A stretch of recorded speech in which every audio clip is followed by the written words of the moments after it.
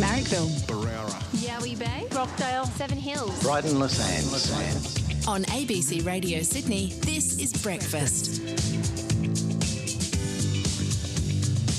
Well, you mentioned the picnics yesterday, and it was cold and it was windy, but there were still folk out at my local park determined to have that picnic with their umbrellas. Yeah, it wasn't actually raining, but it was windy and it was cold. With their puffer jackets on, yeah. of course, yep.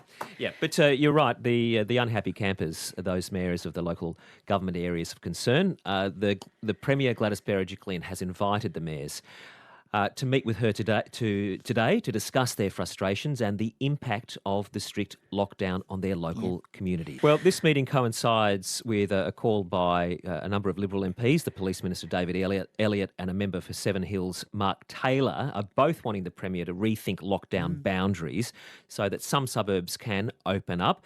Suggestions that perhaps it should go by, postcode as opposed to those local government areas, particularly if those LGAs have been amalgamated recently. So with that in mind, let's chat to John Faker, who's the Mayor of the Burwood Council, a council that is under lockdown, but of course has lower numbers than some other council areas with higher figures. Morning, John. Good morning. Well, I guess we can all see now that tempers are getting pretty frayed with this, John. What are you going to tell the Premier today? Well, I'm going to be telling the Premier exactly what my residents have been telling me daily, and that's the impacts the lockdowns are having on people in our community, the impacts on jobs, small businesses and mental health. So what the Premier should be doing, and what I will be raising with her, is that she needs to give people hope for the future and reward areas like Burwood that have low COVID cases and high vaccination rates. And we hear that some of the lower vaccination rates are, in fact, in the centre of the city. Have you been keeping your eye on the figures? Well, our figures, currently we have 69 active cases. We have adjoining council areas that have nearly 400 cases, so it makes no sense that we're on the hotspot list and they're not. And I have residents telling me daily that they feel they're being discriminated against. So the Premier really needs to reward our community, which have stepped up. We're getting our vaccination rates up. We have nearly 80% of our community having their first vaccination, which is amongst some of the highest rates in the country. So the Premier really needs to reward communities like Burwood, not punishing us.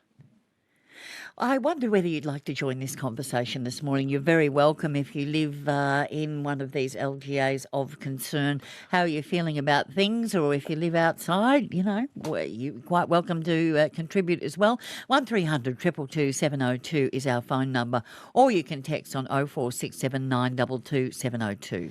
Now, John, having a look at the figures from yesterday, I noticed that Burwood had 4 cases yesterday, the Inner West had 9 cases yesterday, and the City of Sydney had 56 cases yesterday. I take it that's some of the ammunition that you'll be taking to this meeting with the Premier. But what are the proposals that you will be making? I mean, are you looking at a postcode by postcode scenario? What do you think the solution is?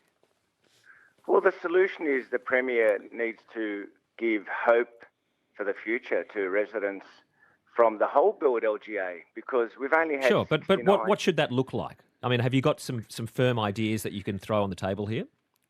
Well, the idea is we need to lift the curfews. It makes no logical sense that we can have a picnic for 2 hours, yet you can have a picnic in other areas that aren't in the hotspot area for 3 hours. It makes no logical sense. I mean, how is it safe to have a picnic for 3 hours, but it's not safe to have one for 2 hours? Okay. So they're the type of things I'll be talking to the Premier about. And you mentioned the curfew earlier on. What sort of effect is the curfew having, considering you're asking for it to be revoked? Well, the effects that it's having is that I've got residents that are hardworking. They've got small businesses, so they're rushing home to get back by 9 p.m. And it makes no logical sense with an area that's had a handful of cases over the last week. only 69 active cases now since June, the Premier really has to reward communities that are doing the right thing. And my residents are stepping up. They're stepping up and getting vaccinated. They're complying with the COVID restrictions. So give them hope. Give them hope for the future and take us off the hotspot list. Yep. Well, John, I've got a few texts here saying, well, I don't know, maybe these mayors should stop grandstanding. There are council elections in 2 months' time. What do you say to that?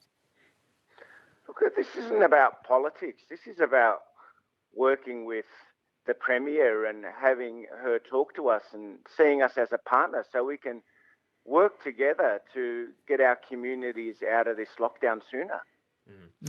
All right, well, we look forward to seeing what comes out of this meeting this morning with the Premier, and thanks for finding the time for us this morning, John. Thank you. Good morning. John Faker, who is the Mayor of Burwood Council.